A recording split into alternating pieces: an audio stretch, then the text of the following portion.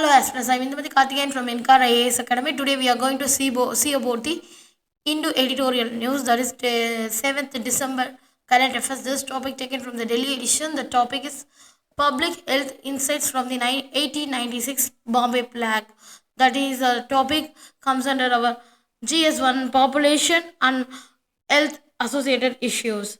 So this topic is mainly discussion on today is regarding the public health. That is a main criteria. That is a 1896 Bombay Plague serve as a compelling example illustrating how colonial authorities utilized mapping and policing not merely as tool for the disease management but as instrument for the surveillance and also the control. So first of all, understanding the interplay between the public health crisis, surveillance, control and ethical governance is paramount in addressing today's global health challenges. There is a historical epidemics provides valuable case studies to examine how authorities have navigated these complex dynamics. These 1896 Bombay plaques serve as a compelling example illustrating how colonial authority utilized the mapping and policing and merely as tool for the disease management but as instrument for the surveillance and also the control. This is a major issues, that is a plague and impact of the colonial India. The Bombay plague of 1896-97 was a catastrophic epidemic that profoundly affected colonial India.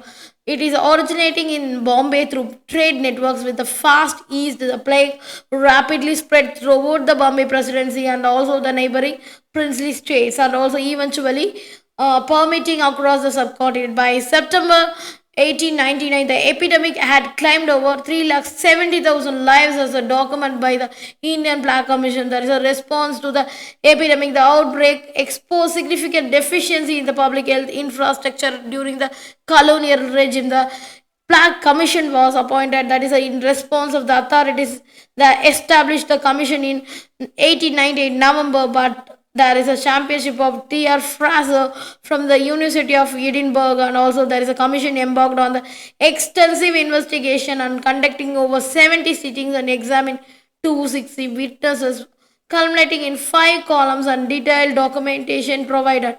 So the challenge and understanding plague, despite of wealth and data collected, the commission struggled for draw definitive conclusive regarding the plague origins and also the transmission. That definitely reflected the colonial administration framing the plague less as public issue requiring community based solution and more as matter of controlling population and also the maintaining the order.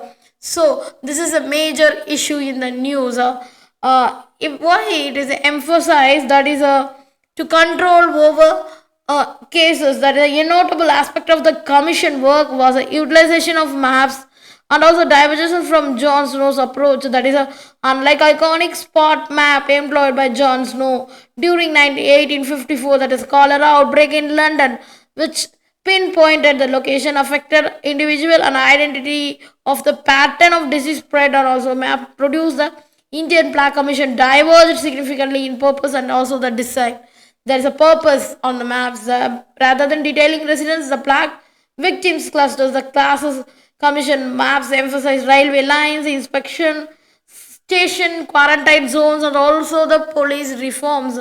There is a key map which can be produced, the railway plague inspection, like highlighted a railway network, that is an inspection point focusing on monitoring movement rather than the disease incidents, or also the detailed layout of observation camp with the prominent police lines reflecting the militarist approach to a quarantine, and also there is a Kanpur station map showing disinfecting lines showcase the disinfected zones are the role of the police and also the maintaining these areas. There is a characteristics of the map mainly vibrant coloring, that is a shifted focus and also prioritization control, that is emphasize the control point. It indicate and also state mechanism of surveillance and also control the epidemiological understanding and also the community health needs. The vibrant coloring, these maps usually colored vibrantly, that is a color effort as more effective and obscure the epidemic severity, and also there is a policy management, and that is a central role on the policing. That is a policy is an important role to quarantine measure, enforcing, monitoring, population and also the movement, how they are moving from here and there, and also collecting the data. There's a colonial framing. This approach aligns the colonial framing in the regard maintaining order and also controlling the mobility, and also observation of the camps operated by the police were established in the railway station, and also enforce the inspection, quarantine, reflecting militarized approach in the public health. There's a military ward order lines. The Bombay government introduced military ward order lines, the parallel hospital and also municipality, that legitimizing military control of an effective way to controlling the disease. And also there is a data collection provided by the plague, that is a police station served as a primary nodes of the collecting plague data with a local watchman reporting the death of the police, and also relayed information of the administrative chain, that is a continuity in the statecraft. The practice persists in part of the India where police still contribute to the death registration, illustrating the continuity as a statecraft. Then there is a colonial policing and public health initiatives taken, that is a military measures. The reliance of policing military measure underscored how public health initiative, that policing strategy, how the disease associated with the control, and how was the surveillance, how was the enforcement. These are the military measures, and also there is an act was provided, that is a epidemic disease as 1897, the 22nd Law Commission of India. It reviewed the act and also unbridled and also the incongruous power of the state, misuse of this power instead of effective disease control. There's a shift in the public health strategy.